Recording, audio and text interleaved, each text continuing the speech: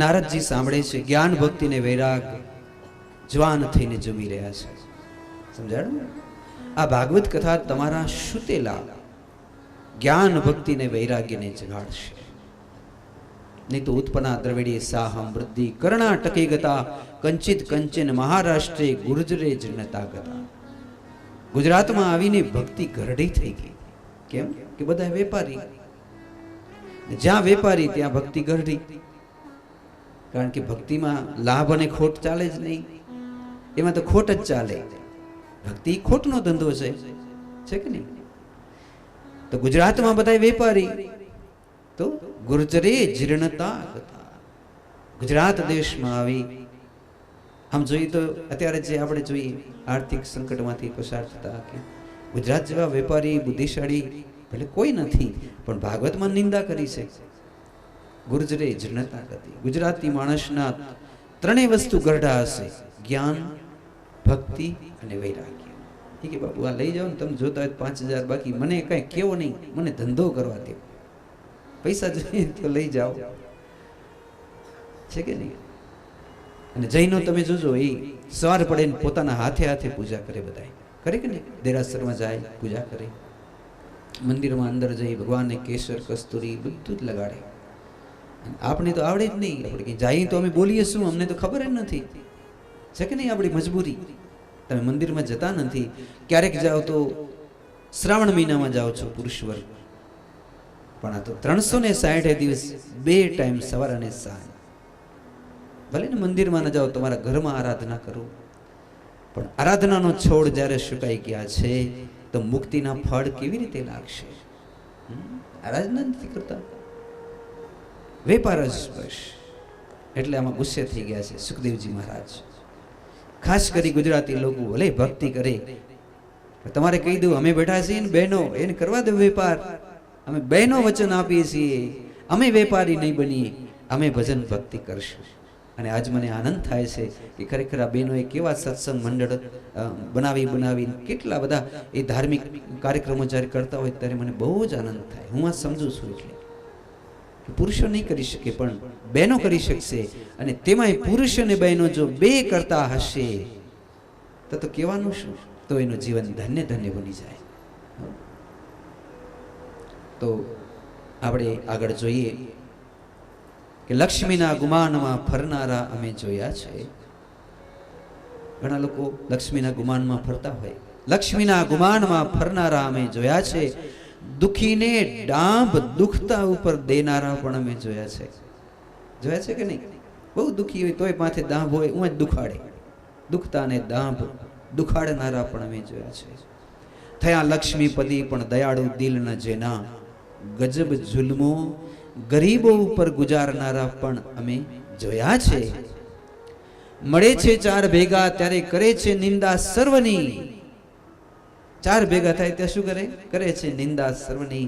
પણ હજારો સંકટમાં નથી કરતા પરવા પ્રાણની. છેલ્લી પંક્તિ સાંભળો કે હજારો સંકટોમાં નથી કરતા પરવા પ્રાણની. એવે હસ્તે મુખે ભગવાન ઉપર મરી જનારા પણ અમે જોયા છે. એ કેવા પણ છે જે હસ્તે હસ્તે ભગવાન ઉપર મરી જાય છે, બાકી તો કોઈ દુખી કરીને જ રાજી થાય છે. એટલે બંદા બહુત ન ફૂલીએ ખુદા ખમેગા નાહી, જોર જુલમ ના કીજીએ મૃત્યુલોક કી માહી. મૃત્યુલોક કી માહી તમાશા તુરત દિખાવે, જો કરે ગુમાન તરત ખત્તા ખાવે. કહે દીનણ દરવે સમજ લે મન ગાફિલ ગદ્દે, બંદા બહુત ન ફૂલીએ ખુદા ખમેગા નાહી. તમે જોજો બહુ જ ફૂલતો હોય ને ત્યાં એક ઝપાટ આવે ત્યાં કરી દે ઘર ભેગું. કોઈ ભગવાન કોઈને ખરેખર કાંઈ નથી કરતા, પણ એનો સ્વભાવ, એનું કર્મ. એક વસ્તુ યાદ રાખીને હાલજો, કોઈ તમારી ઉપર કંઈ કરાવી નાખતા નથી. તમને પિતૃઓથી લઈને કોઈ દુઃખી નથી કરતા. દુઃખી ને સુખી તમે તમારા હાથે ખોટા નિર્ણય લેવાથી થાવ છો. તમારો એક ખોટો નિર્ણય મહાભારતનું યુદ્ધ થઈ જાય. થાય કે નહીં? તો કેને દોષ દેશો? પિતૃને દોષ દેશો? ઘરમાં મહાભારત થઈ ગઈ. એટલે આપણો સ્વભાવ અને આપણા નિર્ણય એ જ આપણે દુખી કરે છે. તો કૃષ્ણ નારાયણ સુંદર ભાવની કથા આપણે આનંદ તટ ઉપર જોઈ રહ્યા છીએ. આવો એક ધુંધુકારીની કથા પણ આપણે જોવાની છે તો બ્રાહ્મણ, અને એ બ્રાહ્મણ પણ જેવો તેવો નથી, તપસ્વી બ્રાહ્મણ છે. કેને કહેવાય તપસ્વી બ્રાહ્મણ? તો કે તપસ્વી બ્રાહ્મણ છે એ એક નદીને કાંઠે બિરાજમાન છે. ભક્તિની ભરપૂર પ્રશંસાઓ કર્યા પછી હવે એક એવી કથા કહે છે કે એવો પ્રશ્ન થાય કે કદાચ અમે પાપિયા હોઈએ તો એ શું અમે તરી જઈએ? ત્યારે એનો જવાબ છે કે એક તો અજામિલ અને એક કોણ છે? આ ધુંધુકારી મહાત્મા. તેન યોગે નિધે દિવેન શ્રુતવ્યાસા પ્રયત્નતા દિનાના નિયમો નાસ્તિ શ્રદ્ધામ ફલમ મતઃ. હવે કથા તો આપણે જોઈ જ છે. ભાગવતી પિયુષપાનાય રસલંપટા કથા સાંભળી રહ્યા છે. એક નદી છે અને કાંઠે એક મહારાજ રહે છે, આત્મદેવ પુરાતશ. એક દેવ મહારાજનું નામ છે આત્મદેવ. ઘણા મોટી ઉંમરે એના લગ્ન થયા. જગતમાં સૌથી મોટામાં મોટું દુઃખ છે મોટી ઉંમરે લગ્ન થવા. કારણ કે હંમેશા લગભગ 80-90% એની પત્ની કર્કશા જ મળે મોટી ઉંમરે. મહારાજના મોટી ઉંમરે લગ્ન થયા. પત્નીનું નામ છે ધુંધુલી. ધુંધુલી પેટેને એના પેટેથી દીકરો થયો છે જેનું નામ છે ધુંધુકારી. ધુમધુમ કુરતી ઇતિ ધુંધુકારી. ધુવાણાના ગોટે ગોટા નીકળે, દેખાતા નહીં કાંઈ. આમ ઘણી વખત આપણે જોઈએ ને, આમ આંખું ચોડી, એનું નામ છે ધુંધુકારી. એવા ગોટા ગોટા નીકળે, આપણે જોઈ ન શકીએ. ધૂમ ધૂમ આખું ધુવાણો ધુવાણો થઈ જાય. તો આવો દીકરો જ્યારે આપણા પેટે જો પ્રગટ થાય તો સમજી લેવું કે આપણો 5 પેઢી સુધી બધી ધૂમ ધૂમ કરી નાખશે. ધૂમ ધૂમ એટલે ધુવાડો ધુવાડો. પણ પૈસાના ધુવાડા કરી નાખશે, બાપ દાદાની ઇજ્જતના ધુવાડા કરી નાખશે, બધા જ ધુવાડા કરી નાખશે. પણ ગાયના પેટીથી એક દીકરો જન્મે છે જેનું નામ છે ગોકર્ણ મહારાજ. એના કાન ગાય જેવા છે એટલે એનું નામ છે ગોકર્ણજી મહારાજ. પણ મહારાજને કોણ પ્રિય છે? પોતાનો દીકરો પ્રિય લાગે. ધુંધુ કરે, એ મારો દીકરો. જ્યારે જોવે ત્યારે મોઢો વાસ મારતો હોય, શરાબ પીધેલો હોય. બારે જોવે ત્યારે માછીમારોની કે એવી જગ્યામાં રહેતો હોય, વેશ્યાગામી પણ પૂરો. બધા જ ખરાબ કર્મ હતા એના. બ્રાહ્મણની અંદર એક પણ લક્ષણ એવા નહોતા કે જેને બ્રાહ્મણ કહી શકાય. અને એના પિતા કેવા હતા? દ્વિતીય ભાસ્કર, જાણે બીજો સૂર્ય. આપણે સુપાત્ર અહીં તો આપણા દીકરા કુપાત્ર થાય કે ન થાય? તો કે થઈ પણ શકે. વેરા ચોગડીઓ છે ક્યારે ખરાબ હોય તો દીકરો કે દીકરી ખરાબ કોઈ ધુંધુકારી જેવા પણ થઈ જાય. હવે ગોકર્ણ મહારાજ પોતાના પિતાજીને એમ કહે છે કે હે પિતાજી, અફસોસ ન કરવાનો, કારણ કે અફસોસ કરવાથી શું વળે? પણ જીવન કેમ સુધારવું? આજે તમે 80 વર્ષના થઈ ગયા, હજી તમે એમ કહો કે મારો દીકરો શરાબ પીએ, મારો દીકરો આમ કરે. ધુંધુમ સંસારમ કાર્યતિ ઇતિ ધુંધુકારી. એક ચોપાઈમાં શું કીધું છે? દીકરો કેને કહેવાય? સુનુ જનની સુતે બડે ભાગી. સુનુ જનની ઓ સુતે બડે ભાગી. સુનુ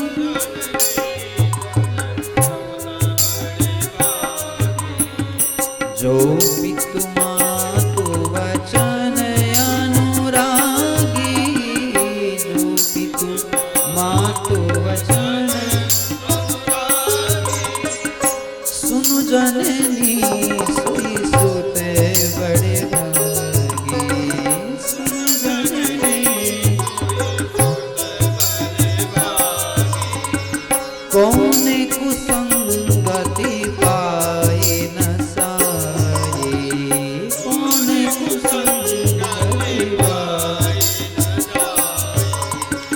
રહી નીચ મતે ચતુરાઈ શ્રી રામ જય રામ જય જય રામ શ્રી રામ जय राम। भाव से कहना पड़ेगा जय श्री कृष्ण। कौन कुसंगति पाई न सके। તમે ખરાબ માણસ ભેગા 8 દિવસ રહ્યો, હું તમને વચન દઉં તમારી બુદ્ધિ ભ્રષ્ટ થઈ જ જશે। કઈ માતા મંત્રા ભેગા થોડાક દિવસ રહ્યા, બુદ્ધિ ભ્રષ્ટ થઈ ગઈ। કોઈ પણ માણસ બગડેલો જન્મથી નથી હોતો, હોય છે, પણ એને ખરાબ સંગતિ થઈ જાય ત્યારે જ બગડે છે। બેન હોય કે ભાઈ હોય, તો સંગતિ આની કરજો। અને થોડીક મોટી દીકરી કે દીકરો થાય તો જરાક નજર રાખવાની આપણે કે અમારા દીકરા અને દીકરીઓ મોટા થઈ ગયા, હવે શું શું કરે છે, મોબાઈલમાં શું શું કરે છે, ક્યાં જાય છે કે નહીં, આપણી જવાબદારી છે। અને જો ખ્યાલ ન રાખો તો કોઈ મંત્રાની સંગત કરી જશે તો આપણે રોતા રહી જશું। એટલા માટે ધુંધુકારીએ ખરાબ સંગતિ કરી, એને પેલા વેશ્યાઓએ મારી નાખ્યો, બ્રહ્મ રાક્ષસ થઈ ગયો। હવે અહીંયા સાબિતી છે કે મર્યા પછી માણસ બ્રહ્મ રાક્ષસ પણ થઈ શકે। ગોકર્ણ મહારાજે પૂછ્યું છે, તું મારો ભાઈ છે, મારે તારી સદગતિ કરવી છે, બોલ હું તારી કેવી રીતે સદગતિ કરી શકું? તો એણે કીધું તમે સૂર્યનારાયણ ભગવાનને પૂછો, જે સૂર્યનારાયણ ભગવાન કહે એ સાચું। હવે આપણે અત્યારે તો આપણામાં એટલી શક્તિ નથી કે આપણે સૂર્યનારાયણ ભગવાનને પૂછી શકીએ। હાથ ઊંચા કર્યા, રોકાઈ ગયો, સૂર્યને પૂછ્યું કે મારા ભાઈની સદગતિ કેવી રીતે થશે, છે કે નહીં? તમને પણ ક્યારેક એમ થાય ને કે હવે મારા પિતૃઓનો ઉદ્ધાર ક્યારે થશે? એનો જવાબ છે આકાશવાણી થઈ, સૂર્યનારાયણે રથ ઉભો રાખ્યો અને બોલ્યા, શ્રીમદ ભાગવતા કથા સપ્તમે અહની મુક્તિ। ભાગવત કથા કરવાથી ગમે તેવો પાપીઓ માણસ હોય 7મા દિવસમાં મુક્તિ થઈ જાય। કોણ કહે છે? સૂર્યનારાયણ ભગવાન। આમ નીચું કર્યું હાથ, સૂર્ય હાલતા થયા। શ્રાવણ મહિનો હતો, તુંગભદ્રા નદી હતી, આત્મદેવ મહારાજનું ઘર હતું। આવી રીતે કેળાના સ્તંભ રોપ્યા, ઝવેરા રોપ્યા, પોલો વાંસ રાખ્યો, એમાં વાયુ રૂપે પેલો બેસી ગયો। કોણ? ધુંધુકારી। કારણ કે એનું તો વાયુ જેવું રૂપ હોય ને, રાક્ષસ ભૂત પ્રેત વાયુ રૂપે આવે। પછી મહારાજ જે ગોકર્ણ કથા કહે ત્યાં તો એમની કાંતડીઓ ભાંગતી જાય। કેટલી કાંતડીઓ હોય? 7 ગાંઠો। 7 દિવસ થયા તો આખો વાંસ ફાટી ગયો ને એક વિમાન આવ્યું ને એમાં બેસી અને ગોકર્ણ મહારાજ વૈકુંઠ તરફ ચાલતા થયા। અંદર બે ભગવાનના પાર્ષદ બેઠા છે બે।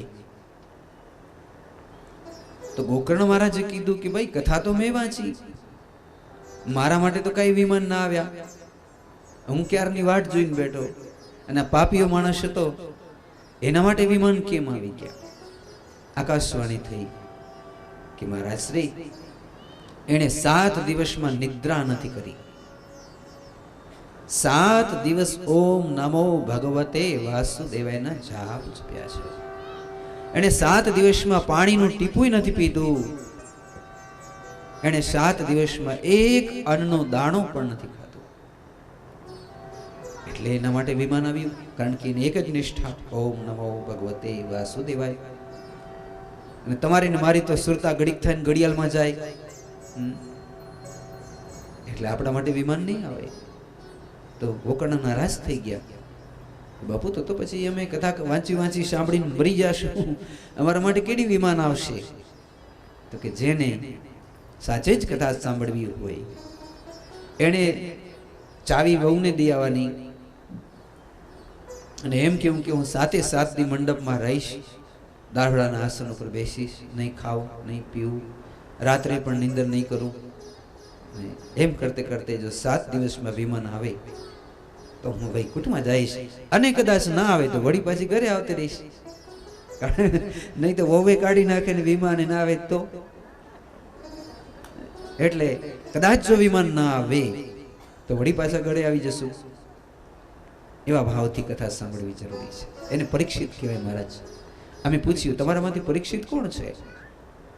તમે કહ્યું મહારાજ પરીક્ષિત કોણ? તો કે જે ખાય નહીં, પીએ નહીં, નિદ્રા ન કરે, અખંડ જાપમાં બેઠા હોય, દિવસ અને રાત એની અખંડ જ્યોતિ જાગતી હોય,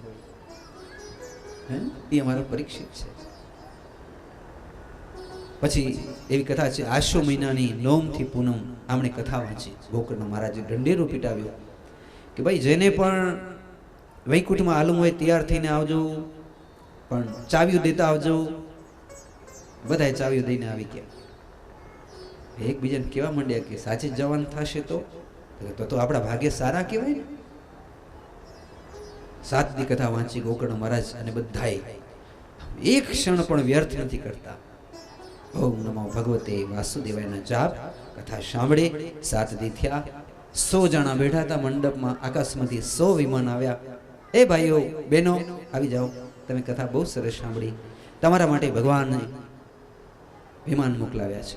જેવી રીતે રામ ભગવાન વિમાનમાં બેસાડી અયોધ્યાવાસીને બધાને વૈકુંઠમાં લઈ ગયા હતા, સાકેત ધામમાં, એમ તમારે બધેને કૃષ્ણ ભગવાનના અક્ષરધામમાં ચાલવાનું છે. આમાં લખેલી વાત કહું છું, ગપ્પા નથી, સાચી વાત છે. પણ છેલ્લે એમ કીધું કે ગોકર્ણ મહારાજ ઉઠીને વિમાનમાં બેસી ગયા અને એક બેન રોવા માંડી કે મને તમારો પોતરો જ યાદ આવે છે, કોક કે મારી ગાયો જ યાદ આવે છે. બીજી બેન કે ઉતાવળ શું કામ કરો છો? ગોકર્ણ જેવો બીજો કોક મહારાજ આવશે, આપણે મરવું હશે ત્યારે 2 વર્ષ પછી આપણે કથા વંચાવી લેશું. હવે તો આપને ખબર પડી ગઈ ને કે હવે આવી રીતે કથા સાંભળવાથી વિમાન આવે જ. એમ કરીને બાકીના 99 ખાલી ગયા. આમાં લખેલું છે, એક જ ગોકર્ણ મહારાજનો વિમાન આકાશમાં ઉડવા માંડ્યો. આકાશમાંથી પુષ્પોની વૃષ્ટિ થઈ. જય ગોષનાથ થયા. દુદમ્યું વાગ્યા. દ્વારિકાધીશ કી क्या दिलगीरी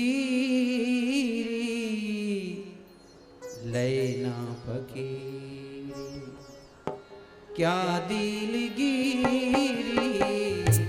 लैना फकीरी,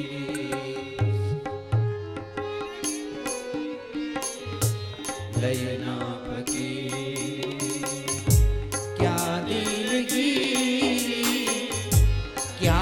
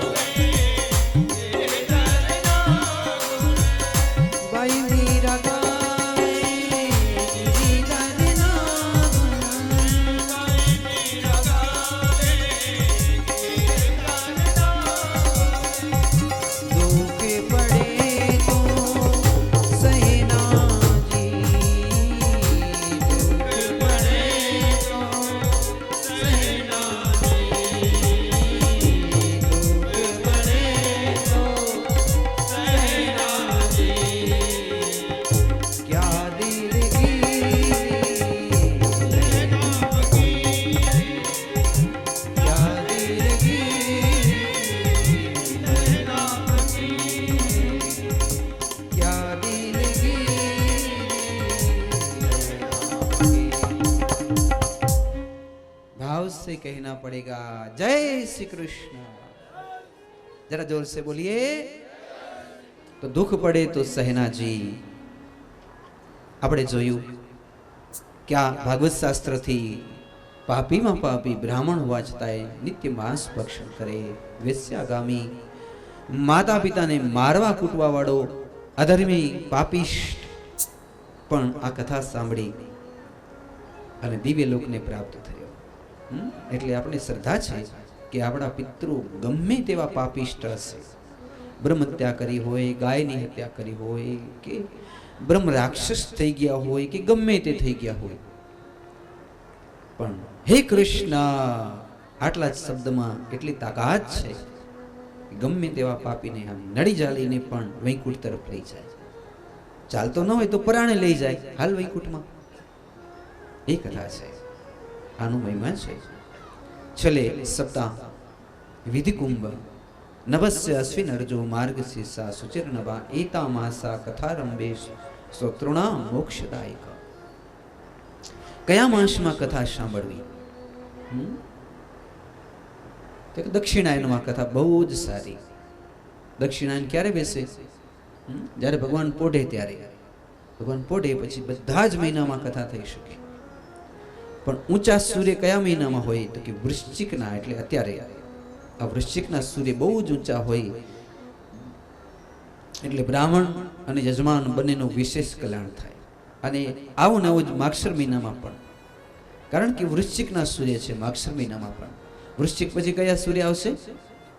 ધન. એટલે આપણે શું કહીએ? ધનારક કમૂરતા બેસી કે પછી આપણે કથા ક્યારે થાય? તો કે મકર સંક્રાંતિ પછી. આ નિયમ છે. હવે શું ખાવું અને શું ન ખાવું એક જ પ્રશ્ન છે. બાકી તો ભગવાનની કૃપા છે, પૈસાથી અત્યારે બધું જ મળે. પણ પ્રશ્ન એ છે કે શું ખાવું અને શું ન ખાવું. ભોજનમ તો વરમ મન્ને કથા શ્રવણકારક નોપવાસમ વરમ પ્રોક્તા કથા વિઘ્ન કરો યદી. ઉપવાસ રાખીને બેઠા હોય, ઘડીક વાર થઈને બેભાન થઈ જતો હોય, એ મને અડો નહીં, હું ઉપવાસ રાખીશ. તો તમને મજા આવે કથામાં? એ આને દવાખાને લઈ જાઓ એમ આપણે કહીએ, થઈ જશે આને. તો નોપવાસમ તો એને ઉપવાસ નથી કરવાનો. વરમ પ્રોક્તા ખાઓ. આપણે બપોરે જોયું હતું કે કેટલું ખાવાનું? તો કે એક ભાગ ખાલી, એક ભાગ પાણી માટે, એટલે 50% ખાવાનું. 2 ટાઈમ ખાઓ, 3 ટાઈમ ખાઓ. કારણ કે આપણે ખાવામાં કંઈ અશુદ્ધ તો ખાતા નથી. ડુંગળી, લસણ, કોઈ અખાદ્ય જેનું નામ ન લેવાય એવું ખાઈ નહીં તો તમને કહેવાનું હોય. પણ ઘણી બધી વસ્તુ ભગવાનને અપ્રિય છે. ભાવ દૂષિત, અશુદ્ધ, રજસ્વલા સ્ત્રીનો પડછાયો પડી ગયો હોય તેવું, એવા ઘણા બધા છે આમાં. પણ અત્યારે જમાનો બદલાઈ ગયો, અત્યારે ભાવ મુખ્ય થયો છે. તો અત્યારે ભાવ એ જ કહે છે તમે 3 કલાક સવારે ને 3 કલાક સાંજે બસ બેઠા રહેજો. હું તમને પૂછીશ નહીં કે તમે શું ખાધું, પણ જો તમે બીમાર થઈ ગયા તો તમારી કથા બગડશે. એટલે એટલું જ આપણે બપોરે પણ એ જ વાત કરી હતી. નોપવાસમ વરો પ્રોક્તામ કથા વિઘ્ન કરે યદી સપ્તાહ વ્રતિનામ પુંસા નેમા શૃણનારદઃ. એક તો બ્રહ્મચર્ય રાખજો, બ્રહ્મચર્ય ખાસ રાખવા. પછી ખાટલા પલંગ ઉપર નશું એવાય પણ ઘણા રાખતા હોય. પછી શુદ્ધિકરણ, ખાવાનું બહારનું જે હોય તે ન ખાવાનું. અત્યારે ચટપટી કોઈ વસ્તુ નહીં ખાવાની. આપણા ઘરમાં રંધાયેલું બધું જ ખાવાનું, બહારની વસ્તુ બિલકુલ નહીં ખાવાની. રેકડી ઉપર મળતી વસ્તુ, જેને 3 જણા જે ખાસ પૂજામાં બેઠા તે સત્ય, અહિંસા, આસ્તેય, બ્રહ્મચર્ય ને અપરિગ્રહ, આ 5 વ્રતો તમે ધારણ કરજો. આ 5 વ્રતના એને ખેડાણ કહેશું આપણે. અત્યારે ખેડ્યા વગર તમે વાવી દો, ઘાસ ઉગી ગયા હોય આવડા, જઈને તમે આમ છાંટી દેશો ધાન? તો કે નાના બાપુ, પહેલે તો એમાં કાંઈ ખેડવું પડે, પછી જ ઉગે ને, પાણી પાવા પડે, ખેડવું પડે. હા, આ બધી વસ્તુ એ છે. સત્ય, અહિંસા, આસ્તેય, બ્રહ્મચર્ય, અપરિગ્રહ 5 ખેડવાની વસ્તુ છે. આપણી વૃત્તિ ખેડાય, કેવી થઈ જાય કે એમાં કૃષ્ણ ભક્તિના બીજ રોપી શકાય. કૃષ્ણ ભક્તિના બીજ મારે વાવવાના છે. ઉગશે, મને ખાતરી છે. નહીં ઉગે કેના? તો કે જેણે પોતાના કાળજા ઉપર કાંકરેટ કરાવી નાખ્યું હોય તો એનું કઈ નક્કી નહીં. કાંકરેટમાં તો પછી ન ઉગે ને. કેડીએ કે પાણી નાખી ગમે તે કરીએ, પણ કાળજા જ કાંકરેટ કરાવી નાખ્યા હોય. દુર્યોધન શકુની મામાએ કાંકરેટ કરાવી નાખ્યું હતું. એમાં ગમે તેટલી વાર જ્ઞાન દીધું ધૃતરાષ્ટ્ર મહારાજને, કાંઈ ઉગ્યું ન ઉગ્યું ને. એમ ઘણા માણસો એવા હોય ને, ધોખા નહીં કરવાના. આપણે સમજવું કે આણે કાંકરેટ કરાવી નાખ્યું છે, કોઈને કહેવાનું નહીં, આપણે જ સમજવાનું. ઘણા ધોખો કરતા હોય કે અમારા ભાઈઓ આવા, કોઈ કે ભાંડું આવા, કોઈ કે પાડોશી આવા, કોઈને નહીં કહેવાનું. સમજી લેવાનું કે આણે કાંકરેટ કરાવી નાખ્યા, શું કરે? આનામાં ભક્તિના બીજ નહીં ઉગે. જ્ઞાન, ભક્તિ, વૈરાગ્યના સુસુપ્ત રહે છે. હવે પ્રથમ સ્કંદ પ્રારંભ કરીએ. હવેથી 18,000 શ્લોકમાંથી પહેલો જ શ્લોક આપણે પ્રારંભ કરવાનો છે. જન્માદ્યસ્ય યતો અન્વયદિતરતસ્તાર્થે સ્વવિઘ્નસ્વરાટ તેન બ્રહ્મ હૃદયાદિ કવયે મુહ્યન્તિ યત સૂર્ય તેજો વારી મૃદા યથા વિનિમય યત્ર ત્રિસર્ગયં વૃષા ધામના સ્વેન સદા નિરસ્તકુહકમ સત્યમ પરમ ધીમહિ. શું કીધું? સત્યમ પરમ ધીમહિ. હું તમને પૂછું, તમે કેનું ધ્યાન ધરો છો? સત્યનું. બસ આ વસ્તુ સત્ય છે. એ સત્યને જ કોઈક સત્યનારાયણ કહે છે, કોઈ રામ કહે છે, કોઈ કૃષ્ણ કહે. જે તમારું જીવન સુધારે એનું નામ સત્ય. પણ મોહ્યથી બ્રહ્માજી મોહિત થઈ જાય છે, તો તમે તો મોહિત થઈ જાઓ ને. કારણ કે આ સૃષ્ટિ એવી છે, એમાં બધા મોહિત થઈ જાય. આવો માંગીએ કંઈક ભગવાન પાસે.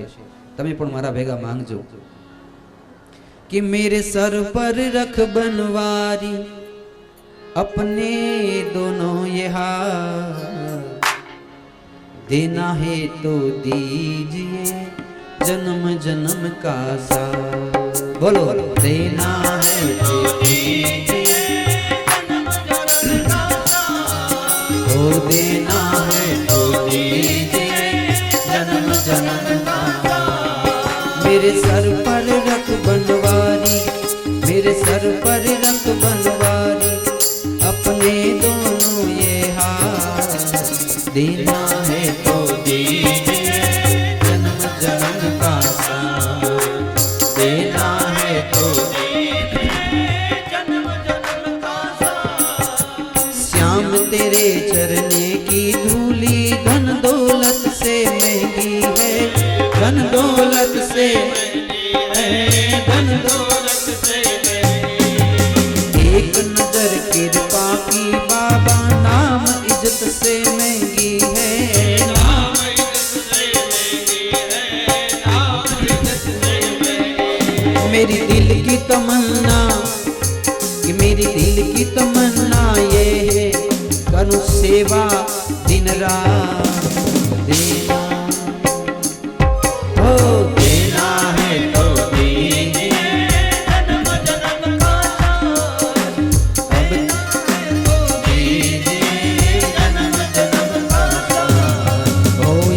कृपा कर दीजिए जन्म जन्म का साथ. हो अब तो कृपा कर दीजिए जन्म जन्म का साथ.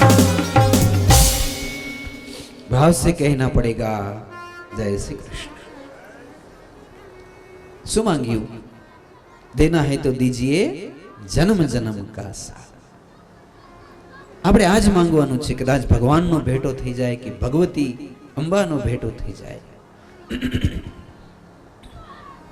બીજું કઈ માંગવું જ નથી. ભરતજીએ શું માંગ્યું હતું? ધર્મ નયરથન કામ રુચિ ગતિ ન ચાગુ નિર્માણ જન્મ જન્મ રતિ રામ ચરણ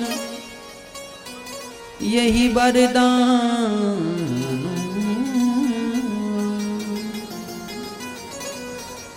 न धर्म अर्थ काम रुचि અરે એ તો ઠીક, પણ ગતિ ન ચાહું નિર્બાણ, મને ગતિ પણ નથી જોતી, તો મને એક જ જોઈએ, જન્મ જન્મ રતિ રામ ચરણ. ગમે ત્યાં ઢોરો થઈને જન્મું ભલે, તોય મને ભગવાનના ચરણ ઉપર, કૃષ્ણના ચરણ ઉપર, રામના ચરણ ઉપર પરમ પ્રેમ રહે. સાચી વાત ને?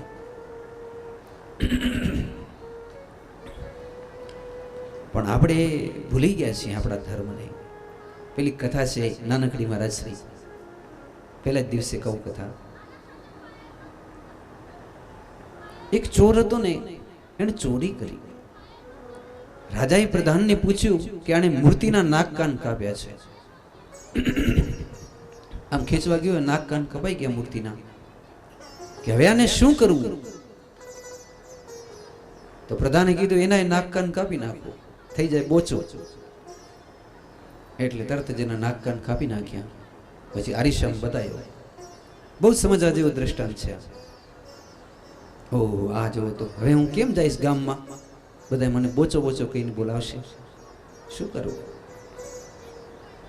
સભા ઉઠી ગઈ. પછી એને હતું હોશિયાર, એને વિચાર કર્યો કે આ હિન્દુની જે કોમ છે બહુ અંધશ્રદ્ધાળુ છે.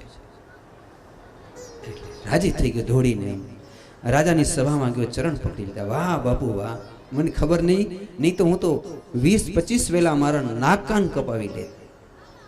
રાજા કે એવું તો તને શું થયું? તો કે તમે મારા નાક કાન કાપ્યા અને મને આંખેથી હવે રામ દેખાય છે. જો આ રામ, હે આ કૃષ્ણ, આ મા અંબા, ઓ જુઓ તો, જય હો.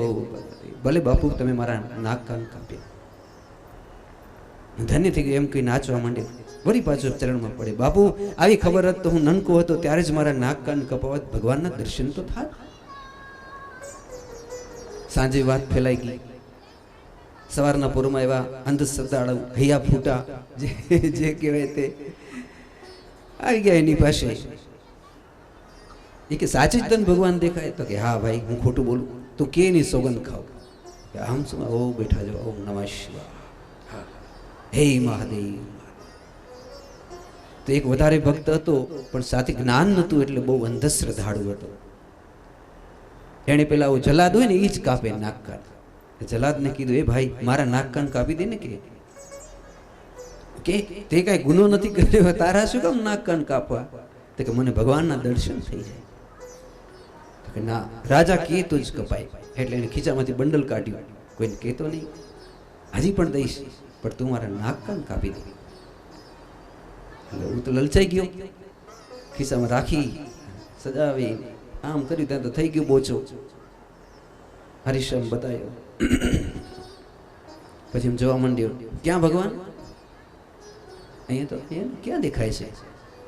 ક્યાં દેખાય છે? એલા તે મારા નાક કાન કપાવી નાખ્યા, મને તો કાંઈ નથી દેખાતું. હો દેખાય, તું જરાક જો બાજુમાં આવીને પછી આમ હાથ જલીને કીધું કે હવે તું એમ કે દેખાય છે ને કે આપણે 2 જ જણા બોચા રહીશું અને એમ કહીશ કે દેખાય છે તો આપણે 5-25 તો થઈ જાય, તો આપણી ટોળકી થઈ જાય. તો નાચવા માંડે, એ હવે દેખાણું, હવે દેખાણું. એ કે ત્યાં તો લાઈનમાં 15-20 જણા આવ્યા. એ ભાઈ જલા લે 5000 મારા કાપ. આ દ્રષ્ટાંત સત્યાર્થ પ્રકાશમાં છે. સ્વામી દયાનંદ સરસ્વતીજી કહે છે કે આપણે આવા છીએ. કેવા છીએ? સમજાઈ ગયું ને? આનાથી મોટી કોઈ ગાળ ન હોઈ શકે. આપણે આવા છીએ. આપણે એટલા અંધશ્રદ્ધાળુ છીએ કે ક્યાંક ધૂણતા હોય ને એમ કે તારા નાક કાન કપાવ તો જ મુક્તિ થશે, તો આપણે નાક કાને કપાવી નાખીએ. આજથી તમે પ્રતિજ્ઞા કરો, અમે અંધશ્રદ્ધામાં જશું નહીં. અમે કૃષ્ણ સિવાય, રામ સિવાય કોઈનું માનશું જ નહીં. માનવા માટે આવા આપણા ગોર બાપા એટલે ગુરુ કહેવાય એમ સંસ્કૃતમાં. બ્રાહ્મણો પાસે જજો. અને જેમ નિષ્કપટ ભાવવાળા સંન્યાસીઓ, મહાત્માઓ બહુ છે દુનિયામાં, બહુ રત્ન વસુંધરા, તમને બહુ સાચી સલાહ આપશે. અને જ્યાં કોઈક આડાવડા ભેખડાઈ ગયા તો નાક કાન કપાવીને પાછા ઘરે આવશો. સમજી ગયા ને? એટલે કહેવાનો એ ભાવ છે. આ કથા જો એક વખત સમજી ગયા, તમને કોઈ છેતરી નહીં શકે. દુનિયાનો કોઈ પણ માણસ ચોયટો ગમે એવી તેવો ધુતારો તમને ન છેતરી શકે. એટલા માટે સત્ય સનાતન ધર્મને રસ્તે રસ્તે ચાલવું. યાત્રા એવી છે કે માનસરોવરમાં કાગડા જાય તો એમ કે છે હંસ બનીને પાછા આવે છે. યાત્રા કરો, માનસરોવરની કરજો. પણ આપણે જે યાત્રા કરીએ છીએ ને ખાઈ પીને જલસા કરીએ છીએ એટલે આપણે કંઈ ફળ નથી મળતું. યાત્રા કેને કહેવાય? યાત્રામાં અવધૂત થઈ જવું પડે. શું થવું પડે? અવધૂત. એતિપદ્મ પુરાણે ઉત્તરાખંડે શ્રીમદ ભાગવત મહાત્મહે શ્રવણ વિધિ કથનામ 6ઠો અધ્યાય.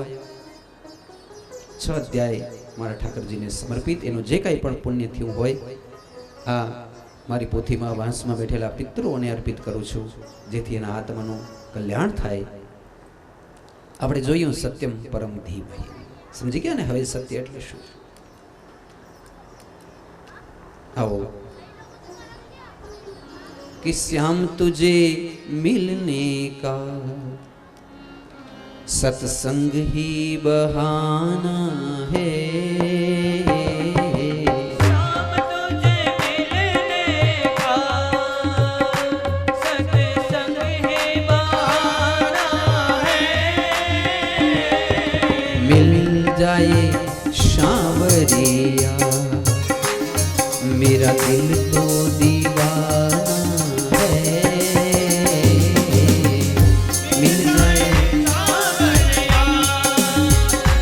मेरा दिल तो दीवाना है. गोकुल में ढूंढा तुझे मथुरा में ढूंढ लिया.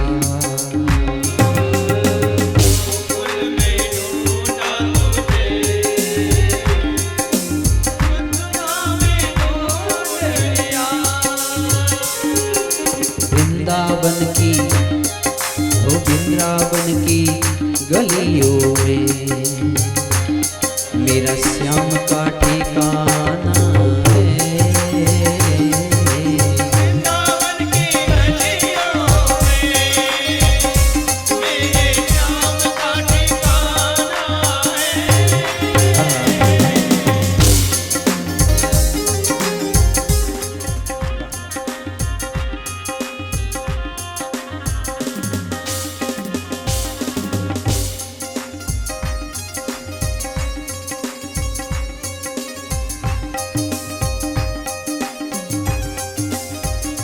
ओ यमुना किनारे पे बंसी बजाता है.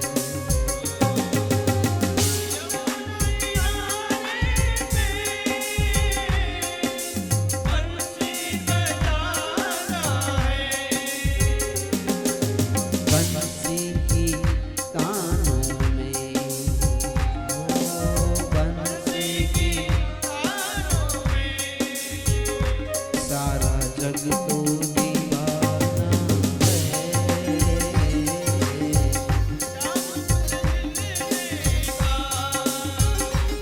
सत्संग ही बहाना है. सत्संग ही बहाना है. सत्संग ही बहाना.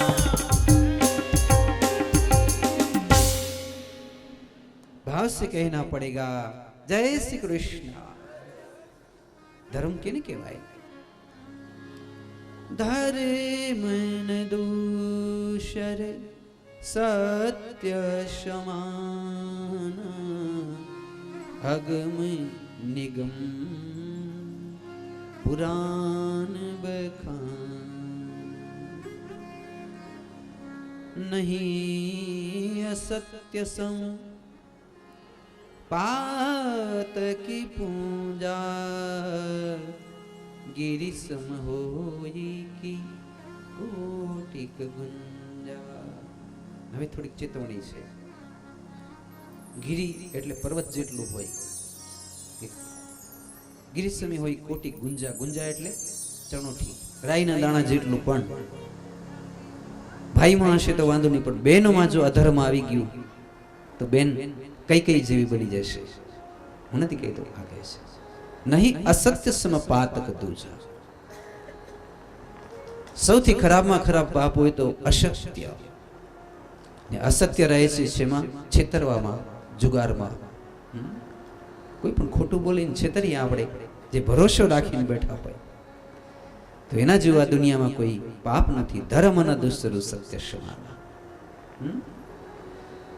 એટલા માટે હવે આપણે સત્યની વ્યાખ્યા કરી રહ્યા છીએ, અને સત્યની વ્યાખ્યા કરતે કરતે શું છે સત્ય? તો કે સત્ય શબ્દ से धरणी और आकाश है, सत्य से पवन और पानी, सत्य से सूर्य और चंद्र है, सत्य से वेदों की वाणी, सत्य से गुरु और शिष्य, सत्य से नर और नारी, सत्य ही पार है, सत्य ही वार है, पर सत्य शब्द कोई संत पावे.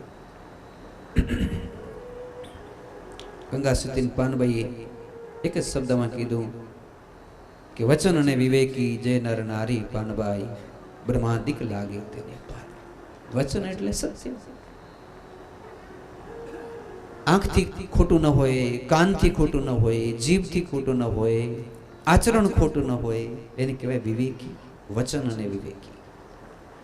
એને ખબર પડી જાય કે વચન એટલે શું અને વિવેક એટલે શું. તમે સત્યનું કેટલું અને કેવી રીતે પાલન કરી શકશો? કે હરિશ્ચંદ્ર જય સતવાદિયો સતકારણ સંકટ સયા, અને રાણી કુંવર ને વેચ્યા છતાં આંખે આંસુ ન વયા. પતિ કાજ પરિતાપ સહ્યા, હરખીને ઉલ્લાસ માં. હમ દેશની એ આર્ય રમણી અમર છે ઇતિહાસમાં. રઘુકુળ ભૂષણ રામનું એ જ ગાદી તરું મૂરત હશે, ત્યારે આજ્ઞા પિતાની પાડવા, સીતાજી પણ વિકટ વનમાં વસે. ત્યાગીને સુખો વૈભવ તણા, સીતાજી પણ ચાલ્યા સહવાસમાં. અમ દેશની આર્ય રમણી અમર છે ઇતિહાસમાં. આપણા કવિઓ અમ દેશની આર્ય રમણી અમર છે ઇતિહાસમાં. કેવા સીતાજી થયા! ઘડીકમાં રાજ સુખ ત્યાગી દીધું, અખંડ બ્રહ્મચર્ય વૈરાગી વેશ લઈ લીધો પતિની સાથે. પતિએ કીધું વનમાં જાઓ, વાલ્મીકી ઋષિ ત્યાં ચાલ્યા ગયા. હરિશ્ચંદ્ર દાન દઈ દીધું, તારામતી સાથે ચાલતા થયા. નળ રાજાએ જુગારમાં હારી ગયા, દમયંતી સાથે ચાલતા થયા. હરિશ્ચંદ્ર માથલું પકડવા ગયા, વસ્ત્ર ખેંચાઈ ગયું, નગ્ન થઈ ગયા. માં, તમારી સાડીમાંથી અડધું ફાડી દઉં, મારે લાજ ઢાંકવી છે. ત્યારે સાડીમાંથી અડધું ફાડ્યું. આ બધી આપણા ઇતિહાસો છે. કહેવાનો એ ભાવ છે કે આ કૃષ્ણને પુરુષો કદાચ રાજી કરી શકીએ તો કરી શકે, પણ હું વચન આપું છું કે બહેનોથી ગોપી ભાવથી જલ્દી રાજી થઈ હશે. ચોક્કસ રાજી થાય. ખાસ બહેનોને સંભાળવાનું છે. અને જો એ ભાગવત ધર્મને નહીં સમજે તો પુરુષો બિચારા શું કરશે? નાશ થઈ જશે સનાતન ધર્મનો. જ્યાં સુધી બહેનો ધર્મ જાળવી અને બેઠા છે ત્યાં સુધી જ તમારો મારો બધાયનો ધર્મ રહેશે. એક ખુમારી હોવી જોઈએ, એક જીવનની ખુમારી હોય, એક ભક્તિની ખુમારી હોય, સળગી જવાની, બળી જવાની ઈચ્છા હોવી જોઈએ. આગળનો એક અધ્યાય છે જેની અંદર મનખાદેહનો મહાત્મ્ય બતાવ્યો છે. શું કહે છે શ્લોકમાં? નારાયણમ નમસ્કૃત્યમ નર ચૈવ નરોત્તમં દેવી સરસ્વતી ચૈવ વ્યાસો તતો જયમુદીર્યત. અમે આપની પાસે સાંભળવાય છીએ. ઘણા બધા પ્રશ્નો પૂછી દીધા છે. પહેલો પ્રશ્ન એ પૂછ્યો, તમને કોઈ પૂછે કે જ્યારે આપણે મૃત્યુ આવે તો તમે શું કરી લો તો તમને સંતોષ થાય? ચાલો જવાબ દો બધા. તમે શું કરી લો તો તમને સંતોષ થાય?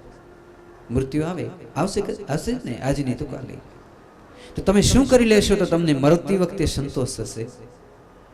સાચી વાત છે ને? સમજાણી ને આખી વાત. નકર તો બીક લાગે, ક્યારેક ઊંટ બનાવી દેશે, કૂતરા બિલાડા બનાવી દેશે. સમજાણી વાત? તો આપણે એક પ્રશ્ન એ છે, આમાં પૂછ્યો છે અને સૌનકાદી ઋષિઓએ કે શું કરીએ તો મરતી વખતે મરવાનો પણ આનંદ થાય, મૃત્યુ મહોત્સવ બની જાય. બની જાય કે નહીં? હે આનંદ મંગળ કરો, કોઈ રોતા નહીં, ઉત્સવ કરો. પહેલો પ્રશ્ન. બીજો પ્રશ્ન એ છે કે અમારા મનમાં આ શંકા છે, શંકા ક્યો જે તે દેવકીયમ વસુદેવસ્ય જાતો ચિકર્ષયા. વસુદેવ અને દેવકીની ઘેર ભગવાને જે 11 વર્ષ ને 52 દિવસ લીલા કરી, એમાં કાપ ન મૂકતા હો, જેટલા દી કથા ભલે આલે, પણ એ કથા મને પૂરી કહેજો. કઈ?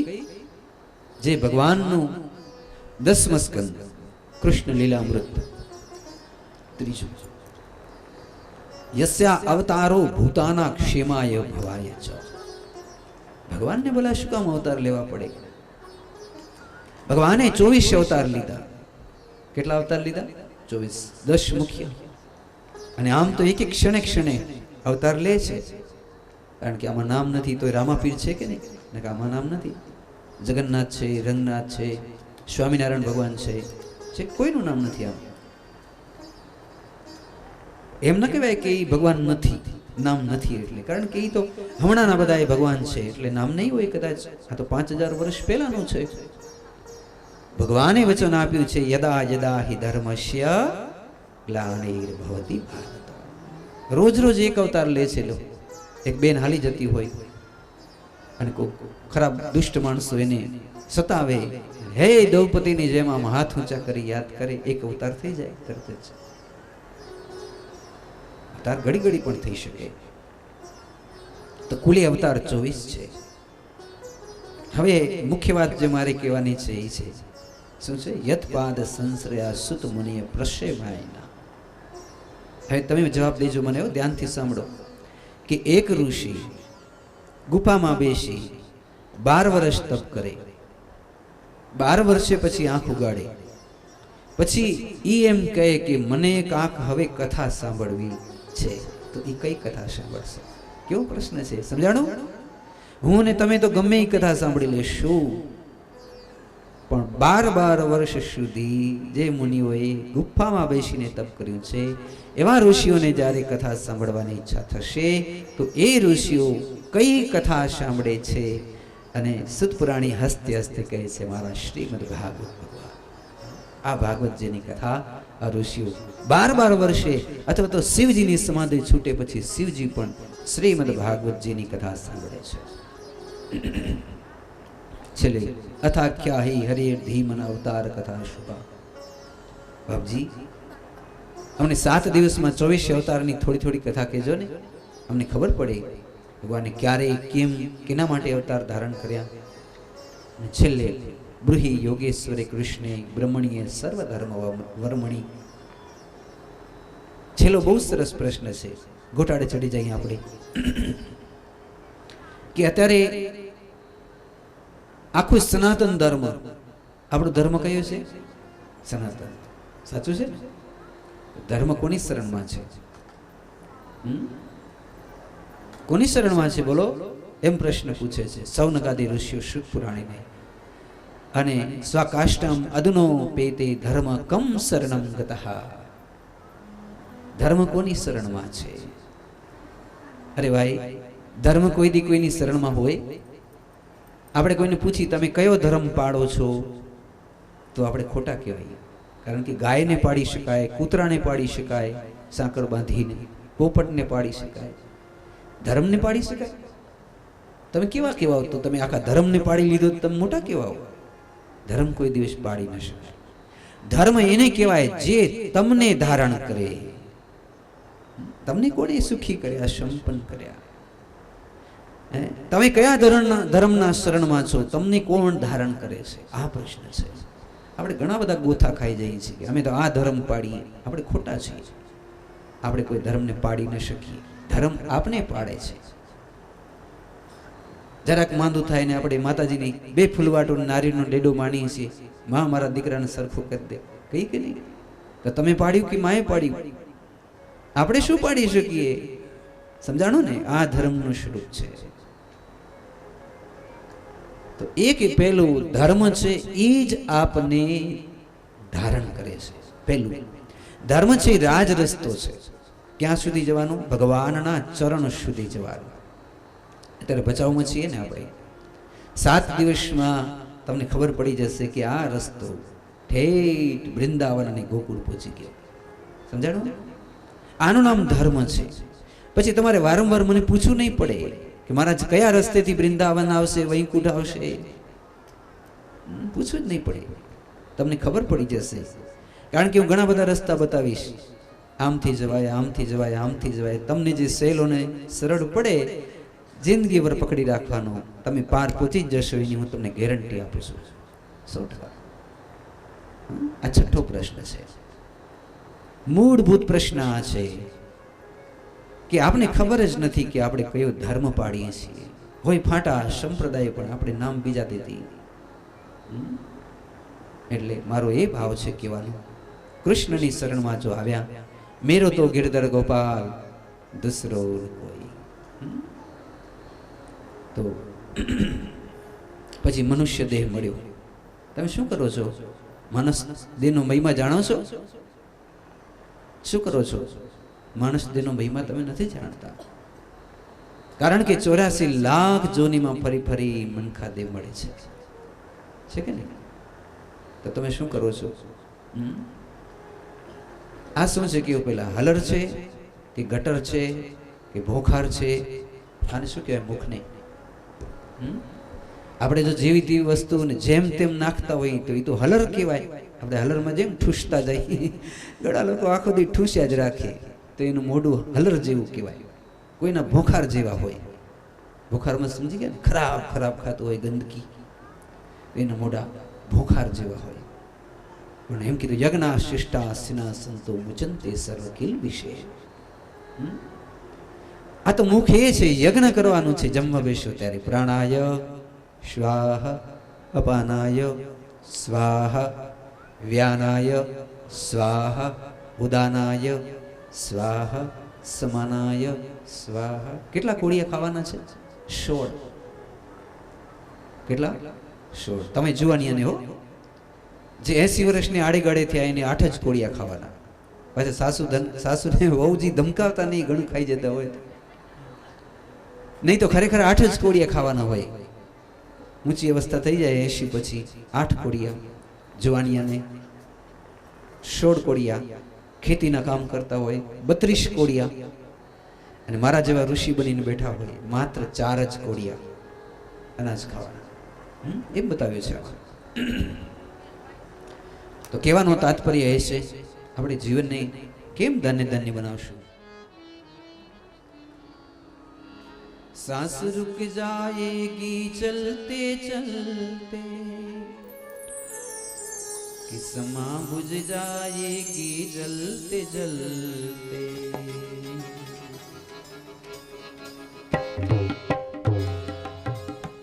सांस रुक जाएगी चलते चलते, समा बुझ जाएगी जलते जलते.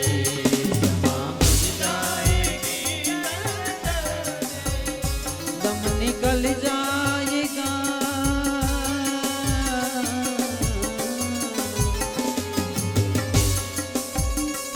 दम निकल जाएगा रोशनी का क्या भरोसा है, क्या भरोसा है, क्या भरोसा है.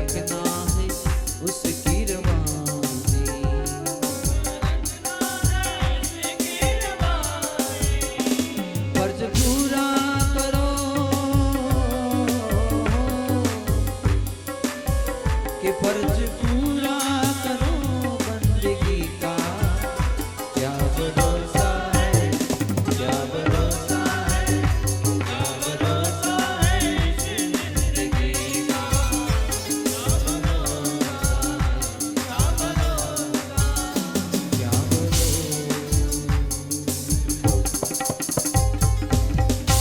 भाव से कहना पड़ेगा जय श्री कृष्ण। जरा जोर से बोलिए। वाह।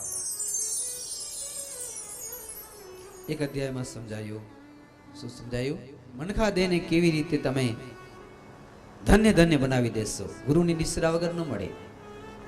હવે એક તમે વાત વિચારો હાલો કે આપણી નર્મદા નદી છે, એને દરિયામાં મળવું હોય કલકત્તાની અંદર ઠેઠ, મળી શકે? સંતો એમ કહે છે ન મળી શકે. સરયુ છે એને પણ દરિયામાં મળવું છે, ન મળી શકે. જેને પણ, ધ્યાનથી સાંભળો બેનો, જેને પણ દરિયામાં મળવું છે એટલે ભગવાનથી મળવું છે, તો એણે ગંગાજીની શરણમાં જવું પડે, એટલે ગુરુ બનાવવા પડે. ગંગાજી ગુરુ છે, એનામાં તાકાત છે દરિયા સુધી પહોંચી જવાની. જે જે નદી એમાં ભળે, સમજી ગયા, તરત જ સીધી ક્યાં પહોંચી જાય? ઠેઠ ભગવાનના ચરણ સુધી. એકલા માણસ હોય તો ગુરુ વિના પહોંચી શકીએ? ન પહોંચાય. સમજાઈ ગયું ને? આ મહાત્મા છે. जिस गली में न श्याम हो न श्याम की कथा, उस गली से हमें को गुजरना नहीं. जिस गली में न श्याम हो न श्याम की कथा, न श्याम की कथा. जिस गली में न श्याम हो न श्याम की कथा, એટલે કહેવાનો મતલબ એ કે અંતે આપણે ગંગાજીની જેમ ગુરુના માધ્યમથી ત્યાં પહોંચી જઈએ. આકાશે વાદળ ગડગડે, ઝબકી રહી છે વીજળી, પણ વીજળી વરસે નહીં તો વીજળી શું કામ નહીં? હે, સમજી ગયા ને? વરસે જ નહીં તો વાદળને ગડગડાટી થાય શું કામ નહીં? મોહ માયા ભરેલી હોય તો ભક્તિ શા કામ નહીં? કમળાપતિને ભજ્યા જ નહીં તો જિંદગી શા કામ નહીં?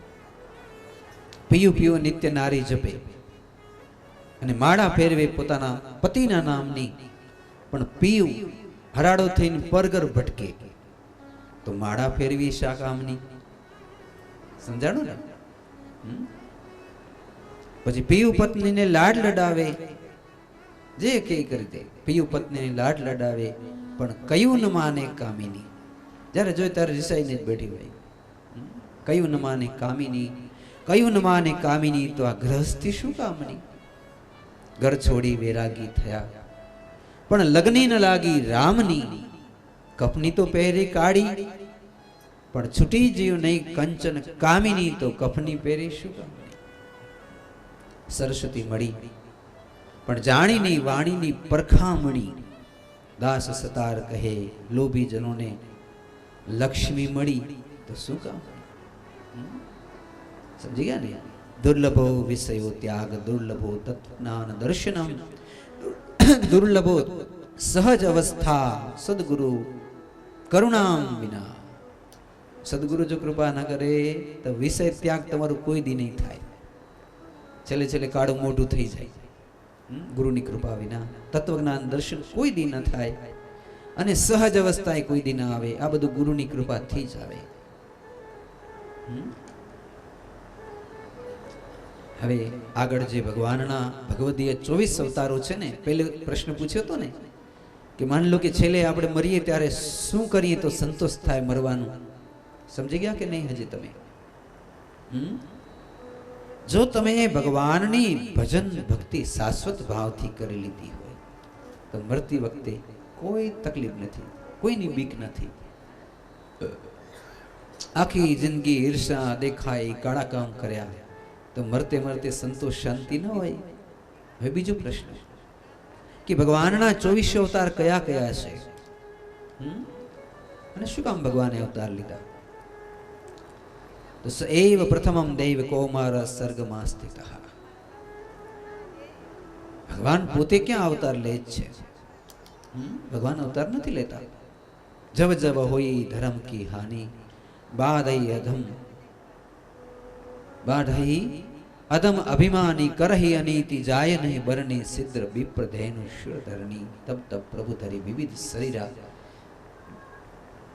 હરહુ કૃપાનિધિ સજ્જન પીરા.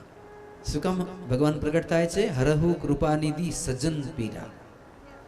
તમારા ને મારા જેવા સજ્જન ભક્તોની પીડા મટાડવા માટે, ધર્મનું સંસ્થાપન કરવા માટે, દુર્યોધન અને શકુની જેવા દુષ્ટો, જરાસંધ જેવાને દંડ કરવા માટે, અને આખા એ ભારત દેશમાંથી અધર્મના છોડવાને બીજ આમ ચૂંટી ચૂંટી નાખી દેવા માટે ભગવાન અવતાર ધારણ કરે છે. સમજાણું? અત્યારે આપણે એવા કોઈ અધર્મના છે છોડવા? તો કે હા છે ને. કેમ? તો કે જેટલા આપણે ફેશનેબલ એ બધા અધર્મના બીજ છે. અડધા કપડાં પહેરીએ, જેવા તેવા વાળ કપારીએ, જેવું તેવું ખાઈએ, જેવું તેવું કરીએ. આ ભગવાન જ્યારે અવતાર લેશે ત્યારે પહેલું આને કાઢી કાઢીને નાખશે આમ. પછી બધી જ બહેનો 16 શણગાર સજવાવાળી થશે. આપણે ધીમે ધીમે ઓછા થતા જાય છે. તમે જેને જેને આવા હિન્દુસ્તાની ઠાઠમાઠ પહેર્યા છે વસ્ત્રો, એને હું પ્રણામ કરું છું. નહીં તો અત્યારના વસ્ત્રો અમને જોઈને પણ ક્ષોભ થાય. જુવાન જુવાન દીકરીઓ હોય તો એને ખબર ન હોય. તમારી દીકરીઓને જ્યારે પણ નૃત્ય કરવાનું હોય તો લાલાની મૂર્તિ સામે જ નૃત્ય કરવા દેજો. બાકી એને જ્યાં ત્યાં નૃત્ય કરવા દેશો, કહેવાય નહીં મારાથી વ્યાસપીઠ ઉપર, પણ તમારો આખો ભાવ બગડી જશે. મોટા મોટા આપણા સાંસ્કૃતિક કાર્યક્રમ હોય કે ગમે તે હોય, પણ જે આપણી મર્યાદાને શોભતું ન હોય, દીકરો હોય કે દીકરી હોય, એવા કોઈ કપડાં, એવા કોઈ શબ્દ, એવા કોઈ આચરણ મુખમાંથી ન નીકળે, અને આ બધું જે ચૂંટી ચૂંટીને આમ ઘા કરી દે, તબ તબ પ્રભુ ધરી વિવિધ શરીરા હરહી કૃપા નિધિ સજન પીરા. મને અંદરથી ભાવ છે, કલ્કી અવતાર હજી થયો નથી, પણ બગડતા જઈએ છીએ દી અદી. જેને ફોન કરે અમે લંડન બેઠા, કોઈ કે દુબઈ બેઠા, અને એમાંથી શું શીખી આવે છે? આપણાથી કહેવાય નહીં, જીભ આપણી અપવિત્ર થઈ જાય. આ બધું દૂર કરવા માટે કલ્કી અવતાર થશે. હરિવ્યાપક સર્વત્ર સમાના પ્રેમ તે પ્રગટ હોઈ મેં જાના. ભગવાન ક્યાં છે? કેવું હરિદ્વાર હશે? મથુરા, કાશી, કાંચી, ગંગા, જમુના, ગોદાવરીના હૃદયમાં જ જ્યારે પણ પ્રભુ તમને દર્શન દેશે. તમને હું ધ્રુવની કથામાં કહીશ, ધ્રુવજી પર ભગવાન બારેથી નતા આવ્યા, હૃદયમાંથી જ નીકળ્યા, સમાધિ દ્વારા. કથા જોશું આપણે. પછી એક કથા એવી છે રામાયણમાં, રામચરિતમાનસમાં, કે નારદજીએ શ્રાપ દીધો, વિશ્વ મોહિનીને તમે મારી બુદ્ધિ બરબાદ કરી, મારું ખરાબ લગડાયું, જાઓ તમે પણ સ્ત્રીના વિયોગમાં જ્યારે જ્યારે અવતાર લેશો ત્યારે ભટકશો. એટલે સીતાજીના વિયોગમાં રામજી ભટક્યા. પછી ભૃગુ ઋષિના શ્રાપની કથા દેવી ભાગવતમાં આવે. ભૃગુ ઋષિ કીધું મારી પત્નીને તમે મારી નાખી, જાઓ હું તમને શ્રાપ દઉં છું, તમે 24 અવતાર લેશો અને બધા જ અવતારમાં તમને તમારી પત્નીનો વિયોગ થશે. ત્રીજું, નર અને નારાયણ ભગવાન છે. એને એલી અપ્સરાને એમ કીધું કંઈક વરદાન માંગી લો. ત્યારે અપ્સરાએ કીધું તમે મારા પતિ બનો, હે નારાયણ તમે મારા પતિ બનો.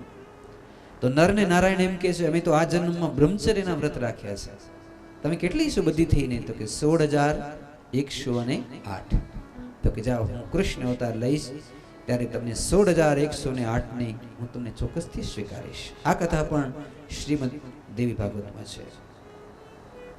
હવે 10 અવતારો છે એ બધા ભગવાન બ્રાહ્મણથી પ્રગટ્યા છે. બ્રાહ્મણની ગર્વ હોવો જોઈએ. 24 માંથી 10 અવતાર. પહેલો અવતાર વરાહ, ધરતી માતાની રક્ષા કરી, ધર્મની રક્ષા કરી, હરિદ્વારમાં પ્રગટ્યા. બીજા જગ્ન નારાયણ, એ ક્યાં જન્મ્યા હતા? એ બદ્રી કેદારમાં અવતાર થયો હતો એમનો.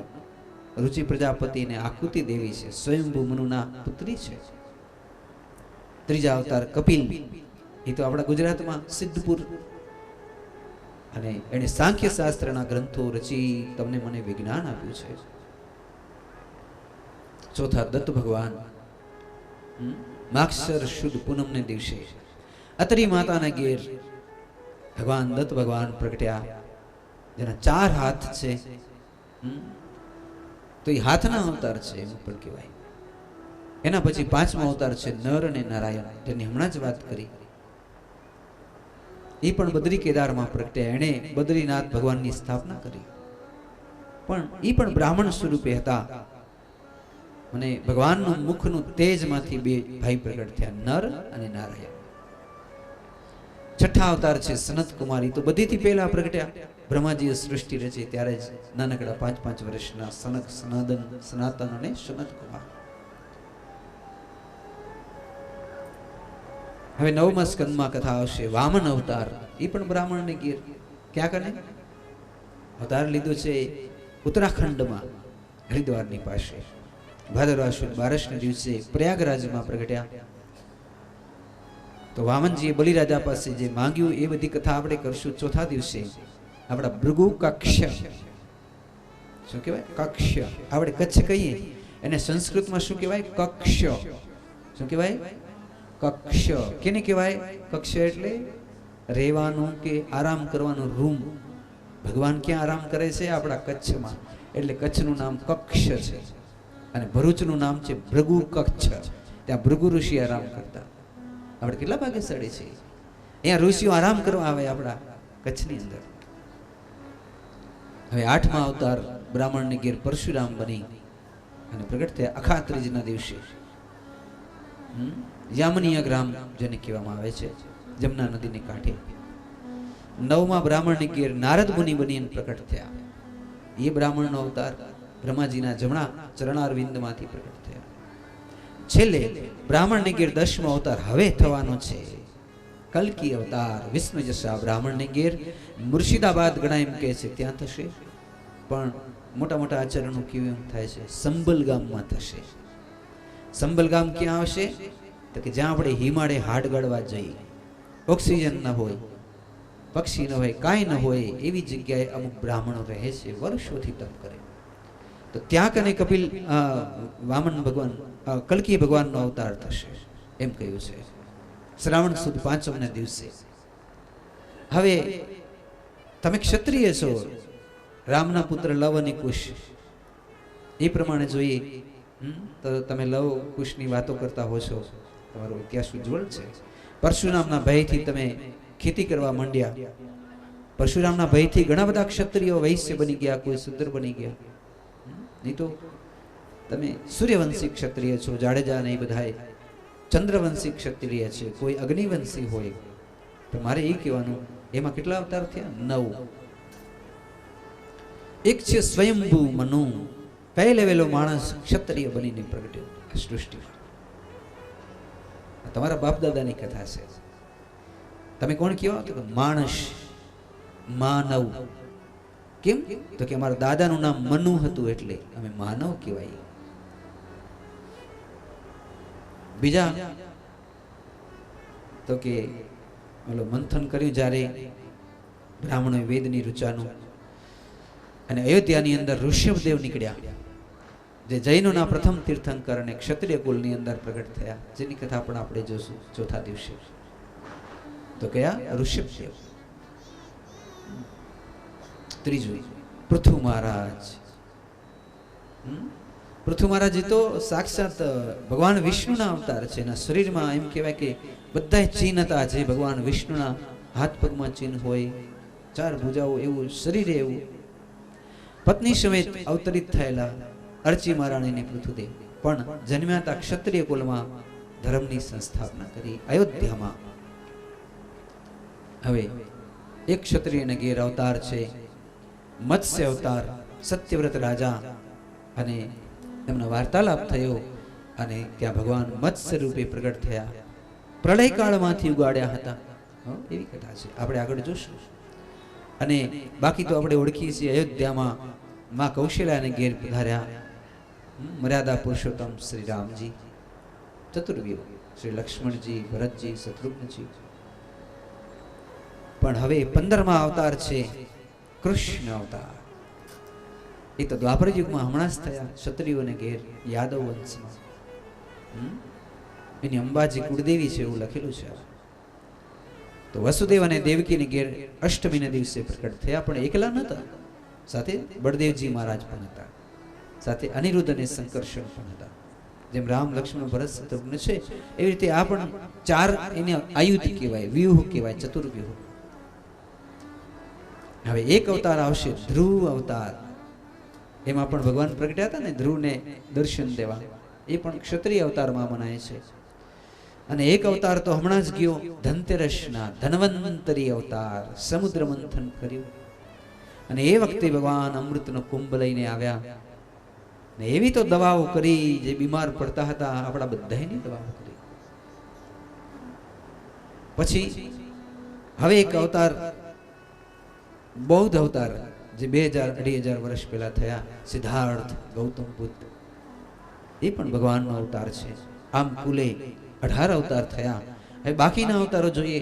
કમઠ અવતાર સમુદ્ર મંથન વખતે, ધન્વંતરી અવતાર, મોહિની અવતાર, નરસિંહ અવતાર હિરણાક્ષિપુને મારવા, હંસ અવતાર જ્યારે બ્રહ્માજીને પ્રશ્ન પૂછ્યો કે બોલો આ સૃષ્ટિ કેવી રીતે ચાલે અને વિજ્ઞાન કયો, કેમ દરિયા નદી વાવીને ઉગે, આ બધું કેમ થાય છે? તો બ્રહ્માજી જવાબ ન દઈ શક્યા, ત્યારે ભગવાન હંસ રૂપે પ્રગટ થયા અને સનત કુમારોને જવાબ દીધા. એનું નામ છે હંસ અવતાર. હવે ગજેન્દ્રની મુક્તિ કરવા માટે પધાર્યા, એ પણ એક અવતાર છે જેનું નામ છે હરિ અવતાર. અને છેલ્લે 22 અવતારોની કથા છે એમાં હયગ્રીવ અવતાર. હયગ્રીવ અવતાર એ તો આમાં લખેલું નથી, દેવી ભાગવતમાં કથા છે. તો ક્રમશઃ આપણે જ્યારે જ્યારે સમય મળશે એ આપણે જોતા જશું. તો મારા રામની કથા, મારા કૃષ્ણની કથા બહુ જ અદ્ભુત છે. તો આવો એક પંક્તિ જોઈએ, પછી આગળ આપણે કથાને પૂર્ણાહુતિ તરફ લઈ જઈએ. બાકીની કથાઓ આવતીકાલના સત્રમાં જોશું.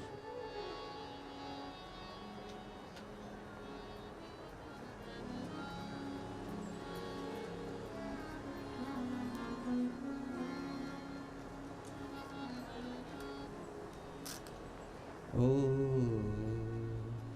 दर्श दिखा दे एक बार हो,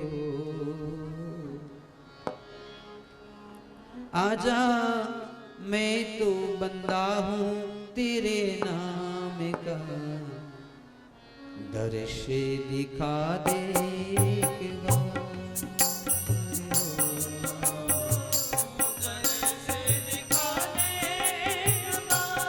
आजा मैं तो बंदा हूँ तेरे नाम का, दर्श दिखा दे।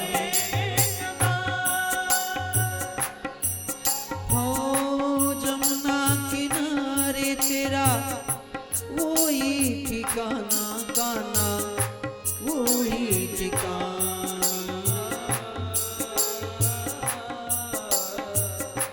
जमुना का जल प्यारे हृदय से प्यारा, प्यारा हृदय से प्यारा। जमुना नहला दे एक बार, जमुना नहला दे एक बार। आजा मैं तो बंदा हूँ तेरे नाम का, दर्श दिखा दे एक बार। दर्श दिखा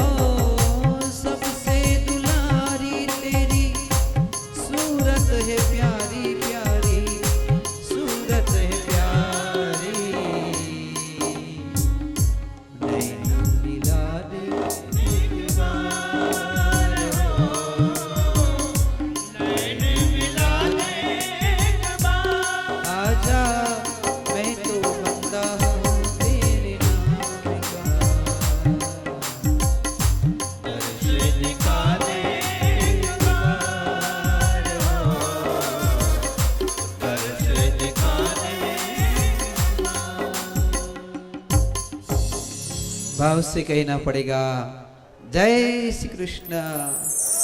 जरा जोर से बोलिए जय श्री कृष्ण। तो આપણે 24 અવતારોની કથા જોઈ, ટૂંકમાં જોઈ ગયા, ધીમે ધીમે વિસ્તારથી કથા જોતા જશું. આમાં એમ કહ્યું છે કે જે કોઈ પણ માણસ 24 અવતાર પ્રત્યે શ્રદ્ધા નથી કરતો, એ કે અમે તો કંઠી બાંધી જ ભગવાનને માનીએ, બીજાને અમે નથી માનતા, તો એમ કહે છે કે એ માણસ ઘોર નરકમાં પડશે. 24 અવતાર મારા કૃષ્ણના છે, તો તમારે 24 અવતાર પ્રત્યે શ્રદ્ધા રાખવી. હવે બીજું આમાં લખ્યું ઉપવાસ રાખવો. શું લખ્યું? શું કીધું? ઉપવાસ. ઉપવાસ કે એટલે આપણે સાવને સાબુદાણા યાદ આવી જાય ના. ઉપ એટલે નજીક, વાસ એટલે બેસવું. એકાદશી કે ગોકુલાષ્ટમી, ઉપ એટલે ભગવાનની આખો દિવસ નજીક બેસવું. એકદમ હે પ્રભુ, હે પ્રભુ, હે પ્રભુ. કેટલી વાર? તો કે રાતે 12 વાગ્યા સુધી. કેટલા વાગે ઉઠી જવાનું? તો કે લગભગ 3:30-4 વાગ્યાની આજુબાજુ બ્રહ્મ મુહૂર્તમાં જાગી જવાનું. ભગવાનને જ્યારે જમાડી એ જ આપણે ખાવાનું. શું ભાવે? માખણ, મિશ્રી. ઘણા તો હમણાં ઓવનમાં પાઉંભાજીને એવું ધરાવે ભગવાનને કે ઘરે બનાવેલા છે. મારા એક મિત્ર છે, મને એમ કે મારે ખાવ ખાવ ઘરના છે. ભગવાન શું ખાશે? આ તો છાશ માખણ ની તાંસરી લઈને આહિરની દીકરીઓ બેઠી હોય ત્યાં તો ગાંડો ગાંડો થઈ જાય. હે કર્માબાઈ નામની આહિરની દીકરી આમ પુકાર કરે, હે મારે ઘરે આવજે માવા, માખણ વાળો રોટલો ખાવા. એ કરવાનું છે. હા, જ્યારે આપણે ખાવું હોય તો ઠીક છે, પણ ભગવાનને મનગમતી ભાવતી વસ્તુ આપણે ધરાવવાની. તો આટલે આપણે જોયું કે ખરેખર સાચો અર્થ છે ભગવાનથી પ્રીત લગાડવી. આ અવતારોની કથાનું કારણ જ એ છે. કેવી રીતે? હું તમને પૂછું તો જો સમજવા જેવી. આમાં આપણે માને પણ સામેલ કરી શકીએ, આપણા પિતાજીને, આપણા પતિને. હું તમને પૂછું, તમે ગુરુ કર્યા છે બેન? તો કે ના, હું મારા પતિને ગુરુ માનું છું. એમ? તો પછી ક્યારેક નરસિંહ ભગવાનના દર્શન કરવા હોય તો પતિને કેમ કરવી? તો મંદિરે જવું પડે ને. તો કે ના, એ લાલ ચોટ થઈ જાય, ચોટી ઊભી થઈ જાય એટલે એમાં જ નરસિંહ ભગવાન આવી જાય. ત્યારે હે નરસિંહ ભગવાન એમ કહીને એને જ પગે લાગુ છું. એમ? અને ક્યારેક એને એકદમ બુદ્ધની જ્યારે આપણે માની લો કે ભગવાન બુદ્ધ છે તો કરુણા અવતાર હતા, એના દર્શન કરવાની ઈચ્છા થઈ જાય તો કે મારો પતિ જ્યારે પ્રેમથી ગદગદિત થઈ ગયો, એનો હૃદય આમ જાણે દરિયા જેવો મોટો થઈ ગયો, ત્યારે આમ કરું, હે બુદ્ધ ભગવાન, આજે મારા પતિની અંદર બુદ્ધ ભગવાન આવ્યા છે. ક્યારે થાકી કંટાળીને આવે ત્યારે આમ કુવાડી ફેરવતા ત્યારે સમજી લેવાનું આમાં પરશુરામ ભગવાન મારા પતિમાં આવી ગયા. છાની વાની બેઠી એવું, આજે મારા પતિમાં પરશુરામ ભગવાન આવ્યા. સમજાણો? આવી રીતે તમે ક્યારેક તમને એમ થાય કે મારે રામના જ દર્શન કરવા છે, તો કે જ્યારે મારો પતિ આમ છેડાછેડી બાંધી હાથમાં તુલસીનો પાંદડો લઈ મર્યાદા પુરુષોત્તમ બની કંઈ સંકલ્પ કરતો હોય ત્યારે એમ લાગે કે આજ મારા પતિમાં મર્યાદા પુરુષોત્તમ રામ આવી ગયા છે કે નહીં? આવું તમે કરી શકો તમારા પતિમાં, તમારા ગુરુમાં, તમારી માતામાં, તમારા પિતા. તમને ક્યાંય જવાની જરૂર નથી. પણ ના કરી શકો તો પાછી અહીંયા જાઓ છો મારા ભાગવત ભગવાન પાસે. પણ જેને તેને પછી આવી રીતે દિલ દઈ બધાએ 24 અવતાર માની લેવાય એવું ન કરતા. અને ક્યારેક એ ગીતા જેવું જ્ઞાન દેવા માંડી જાય, હે તમને ખબર નથી પડતી, તમે આવા છો, અત્યારે જમાનો આવો છે, ત્યારે સમજી લેવું કે હવે આ મારો પતિ કૃષ્ણ બની ગયું છે, આજે મને ભગવદ્ ગીતાનું જ્ઞાન દે છે કે નહીં? દ્રષ્ટિના ફરક છે. જો તમે ધારો તો તમારા પતિમાં 24 અવતારના દર્શન કરી શકો. અને એક વિરક્ત અને બ્રાહ્મણો એ હંમેશા પોતાના સદગુરુ જેણે વેદના મંત્રો શીખડાવ્યા એની અંદર 24 ભગવાનના અવતાર દર્શન કરી શકે કે નહીં? એટલે આપણે એ શીખવાનું છે એમાંથી. હવે આગળ નારદજીના ચરિત્રની કથા આવે છે. નારદ ચરિત્ર. પરાસર્યા મહાભાગ ભવદ કચિદાત્મનામ પરિતુષ્યંતી શરીર આત્મા માનસ એવ વા. આવો એ કથાનો આપણે આવતીકાલે ભાવાર્થ સમજશું. આવતીકાલે નારદ મુનિ છે એને ઘેર સંત પધારશે, એની મુખેથી ભાગવત કથા સાંભળશે અને ભાગવત કથા સાંભળ્યા પછી નારદજીને સાક્ષાત સમાધિમાં કેવી રીતે ભગવાનના દર્શન થશે એ બધી જ રસીલી કથાઓ આવતીકાલે આપણે ચરિત્રમાં સાંભળશું. ભાવપૂર્વક બોલો જય શ્રી કૃષ્ણ. આવો 2 મિનિટ સંકીર્તન કરી અને પછી ક્યાલા લીલા વાંસળિયા રે વઢા,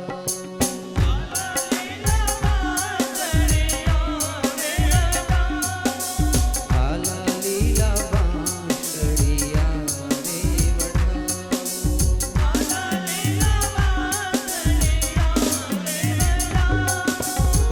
ધીરે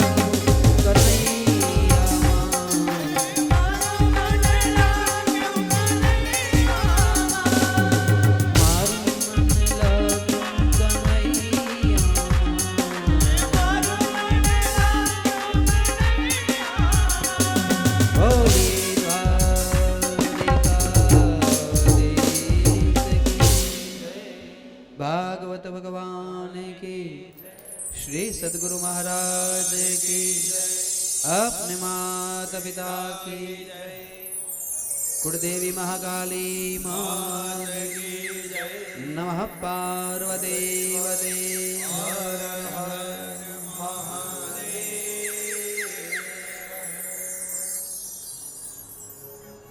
एक ज पंक्ति में थाળ ધરાવી દેશું पहले षोडशोपचार पूजा प्रमाणे आरती सौथी छेल्ली आवे तो एक रमती प्रसाद આવી ગયો છે ને શુકો પ્રસાદ આવી ગયો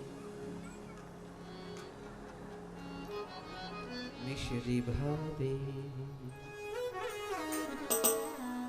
माखण भावे मिश्री भावे माखण भावे मिश्री भावे माखण भावे मिश्री भावे दारू धरावो गुगला धरो की बरी धरो सई दार धरावो गुगला धरो टेबर धरो सई दार धरावो गुगला धरो टेबर धरो सई मोहन थाड़ में माल पुआ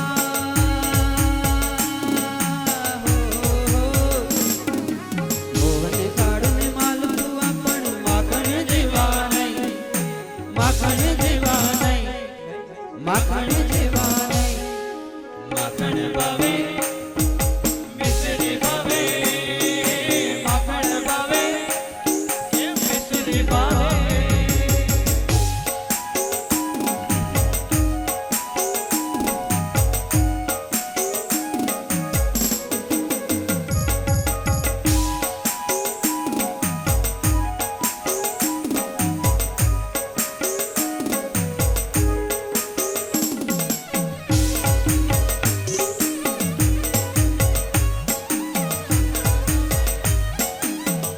ओ सिरो धरावो शिखंड धरावो सुतर फेणी से सिरो धरावो शिखंड धरावो सुतर फेणी सई सिरो धरावो शिखंड धरावो सुतर फेणी सई जात जात ना दीदरू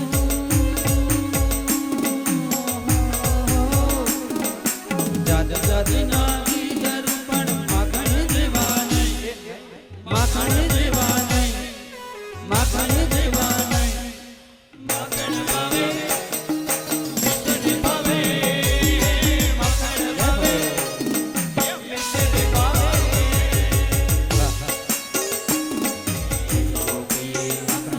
हाथ जोड़ीने ઊભી રહી दीनानाथ रिजा त्यारे हो दीनानाथ रिजा त्यारे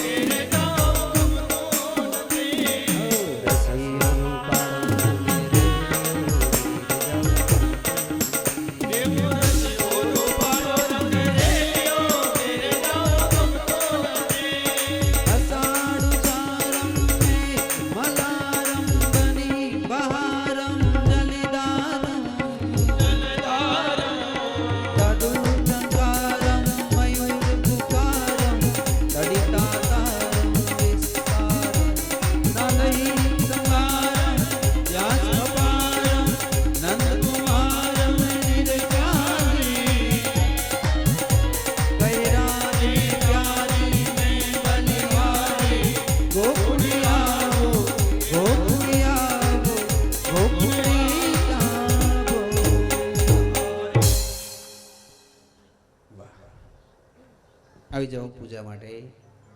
ભગવાનનો પ્રસાદ વેચવા માટે આપી દો. तेनस्तारक्षो अरिष्टनेमि स्वस्तिर्नो बृहस्पतिर्दधातु प्रेखदस्वा मरुताः प्रश्ने मातरः शुभं जावानो विदधै भुजगमायाः अग्ने दिवामन्नवः सूरचक्षसो विश्वेनो देवा अवशगमन्यः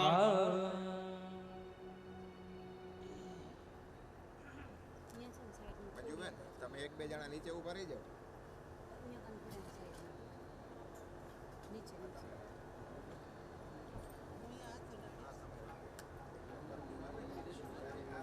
કલ્યાણી રે ઉતારું તારી આરતી.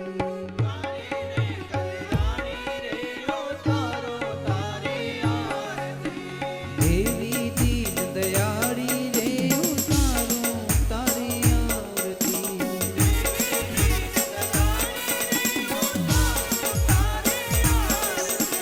માં, હે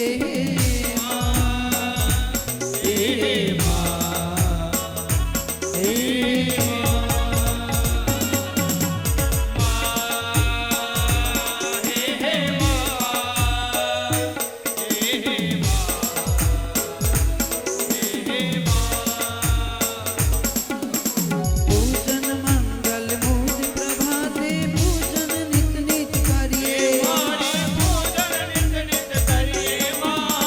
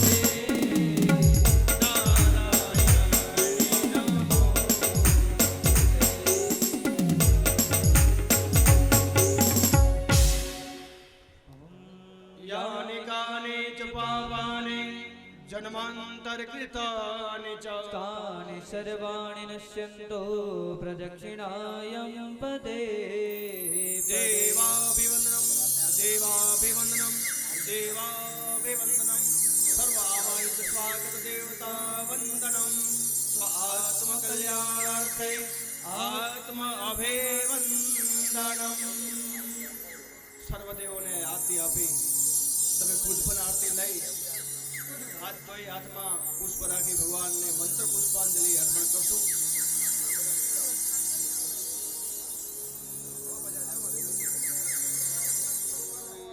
સત્યાઃ સાંગિદેવાઃ નાનારત્નપુષ્પાણિ યતૈવાનિ નાના સુગંધ પુષ્પાણિ ऋतुदकालोद्भवानि च पुष्पाञ्जलि मया दत्तो गृहाणं परमेश्वर विद्याबुद्धिधनैश्वर्य पुत्रपौत्रादिसम्पदा पुष्पाञ्जलि प्रदानेन देहि मे वाञ्छितं फलम् वंशे सदैव भवतां हरिभक्तिरस्तु पितृमोक्षप्रदो भव इति प्रार्थना मन्त्रनमस्कारेण मन्त्रपुष्पाञ्जलिं समर्पयामि. ભગવાનના ચરણમાં મંત્ર પુષ્પાંજલિ અર્પિત કરી હાથમાં નારિયેળ લઈને આપણે પ્રદક્ષિણા કરશું.